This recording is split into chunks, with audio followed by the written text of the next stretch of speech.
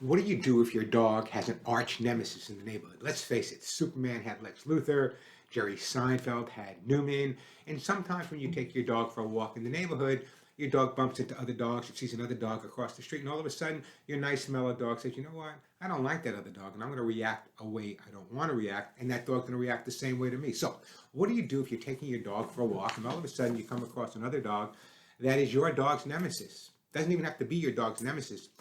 I would say that of the 40 years I've been on the air with you guys, radio and TV, one of the most common questions, Warren, I take my dog for a walk. He's the greatest dog in the house. He loves people. I can invite my friends over. They can bring their dog into the backyard and they'll play together. But when I take him for a walk, all of a sudden, when he sees another dog, specifically certain dogs in the neighborhood, he just overly reacts aggressive. What can I do about it? And what causes it? Well, first of all, I always take a look at the person walking the other dog, because if he's crazy, then chances are the dog may have it going from one end of the leash to the other. So here's what I recommend.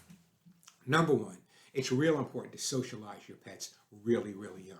But when they're socialized, when you take them for a walk, understand this, that dogs are possessive. They love you. You take care of them. You feed them. You love them. And they become a little protective and territorial, not only of the house, but of you. And when you take them out on the street, that 6-foot leash that goes around you when you're walking them, that now becomes their territory. So very often the mellow dog sees another dog and realizes, you know what, I better be a little bit more possessive of the person that's taking me for a walk. So what do you do about it? Most people overreact. That's the bottom line. The dog's barking at another dog across the street and they're yelling, no, stop it, knock it off, that's wrong, you're making... No, that's not what you do, because once you start barking, when your dog is already barking, from your dog's perspective, you're kind of like joining in and barking alongside him.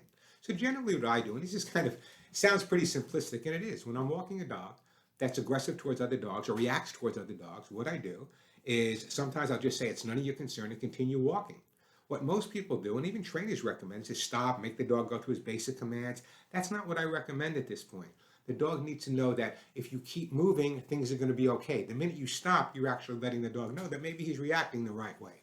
So one of the most important things you can do if your dog does have a nemesis in the neighborhood is just continue walking when your dog reacts. I know it's not easy, I know it's difficult, but that's the best thing you can do.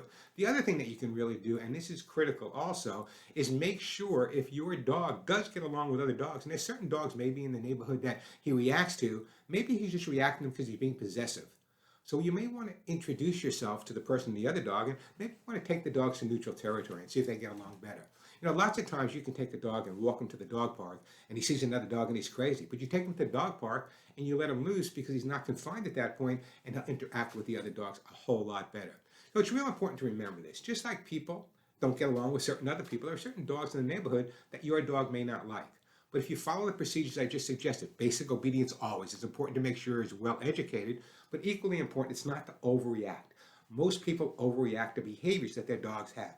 And overreaction actually causes more of a problem than it resolves. So enjoy your walk, take your dog for a walk. I know it's frustrating, he sees another dog and he reacts. Basic training first, just to get the dog to understand what's expected, but more importantly, don't overreact. When the dog reacts to another dog, continue walking. If you want, you can say it's none of your concern, but the minute you stop, the minute you react to the dog, the minute you start yelling at the dog, you're actually reinforcing that behavior. So don't do that. So if you missed this on the Pet Show, I give you the information today. Follow it. It makes all the difference in the world. Let's face it. You love to take your dog for a walk. How many times a day? 2, 3, whatever you do. But you take your dog for a walk. You want it to be enjoyable for you. You want it to be enjoyable for the dog. Yet you see another dog in the neighborhood that maybe your dog doesn't like, and that walk now becomes a real hassle. Hassle, there's a word from the 60s. So remember, take your dog when they're young, socialize them as much as you possibly can.